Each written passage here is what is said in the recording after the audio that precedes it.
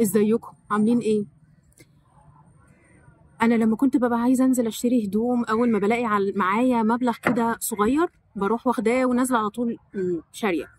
ما كنتش ببص هو المبلغ ده ممكن يجيب لي اصلا لبس ايه. يعني انا حتى لما كنت بدخل المحل ما كنتش بقول لها ايه. اول ما واحده تقابلني في المحل تقول لي انت عايزه تشتري ايه، اقول لها انا ما اعرفش انا عايزه اشتري ايه. انا بروح داخله على حسب الفلوس اللي معايا قد ايه، هتجيب لي قطعه ايه، على حسب القطعه دي جايه عليا مقاسها ولا لا، وعلى حسب الستايل بتاعها تمام ولا لا، اروح شاريها وماشيه. فما كنتش ببقى نازله حتى انا عارفه انا عايزه اشتري جيبه ولا ناقصني تي شيرت ولا ناقصني طرحه. انا على حسب ما الفلوس تجيب انا تمام، انا شغاله الفلوس سداده. ف حتى كانوا في البيت يقولوا لي هو انت ازاي بتبقي كل شويه تقولي لنا انا عايزه اشتري هدوم عايزه اشتري هدوم، يعني انت عندك كميه الهدوم دي ومش لاقي حاجه عدله تلبسيها.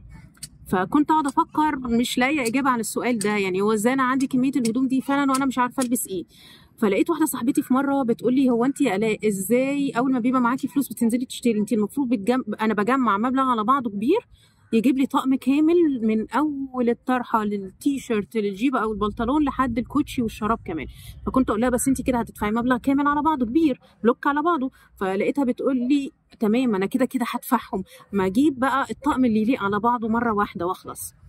فلما قعدت افكر في كلامها لقيت ان هو كلامها صح فعلا يعني.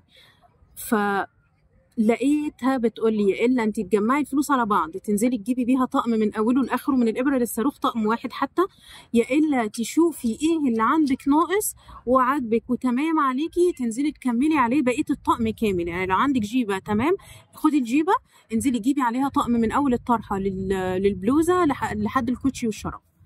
فلقيت ان كلامها صح، ان انا اوفق الحاجه على بعض، الحاجه اللي تركب على بعض، الحاجه اللي شبه بعض، اللي روحها شبه بعض. فلقيت ان انا بعمل نفس الكلام في العلاقات بتاعتي. انا كنت كآلاء لما بدخل اي مكان لازم اطلع منه بصحبه وتبقى صحوبيتها شديده كمان. يعني دخلت درس اطلع بصحبه او اتنين، دخلت المدرسه الكلاس الفصل بتاعي اطلع بصحبه او اتنين، رحت شغل جديد حتى اطلع بصحبه او اتنين، دخلت كورس لازم اطلع بحد. ف اللي هو انا لازم اطلع من المكان ده بحد. الناس كلها تمام، الناس كلها كويسه تمام، الناس كلها كويسه لا بس مش كل الناس روحها شبه روحك. فبقيت الاقي ان هو اكتشفت ان انا كآلاء مش عارفه نفسي كويس. يعني انا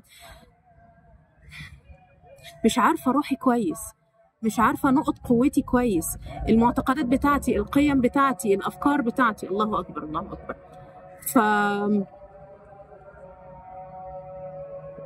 مين الصحبه اللي تتوفق معايا روحها شبه روحي، افكارنا قريبه من بعض، معتقداتنا قريبه من بعض، او على الاقل ما تخبطش في بعض، ما بقاش انا من الشرق وهي من الغرب الناحيه التانيه خالص.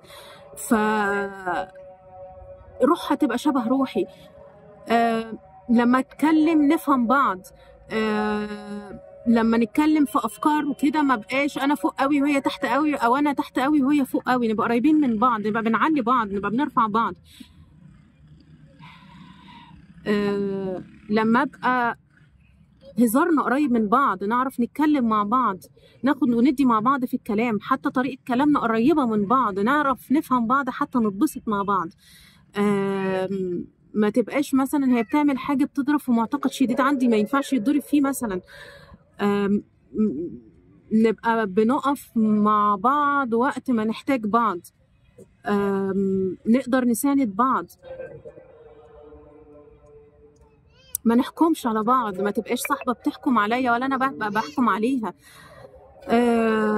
لما يحصل خناقة يحصل خلاف تبقى عارفة إن آلاء على إيه، فتيجي تتكلم معاها، تسألها هو أنت كان قصدك كده، هو أنت فعلا كان قصدك الكلام ده ولا أنت كان قصدك حاجة تانية، فما نبقاش بنضرب في بعض. فهو ده اللي أقصده، إن إحنا روحنا قريبة من بعض وروحنا شبه بعض، نقدر نركب مع بعض مش بالظبط زي مكعبات الليجو ونرشق مع بعض، عشان إحنا مش نسخة عكس بعض ولا إحنا زي بعض بالظبط، بس على الأقل نبقى عارفين نتوافق مع بعض، عارفين نتعايش صح مع بعض، نبقى داعمين لبعض. هو ده اللي أقصده، روحنا شبه روح بعض وبس كده. واشوفكم بقى الفيديو الجاي. يلا سلام.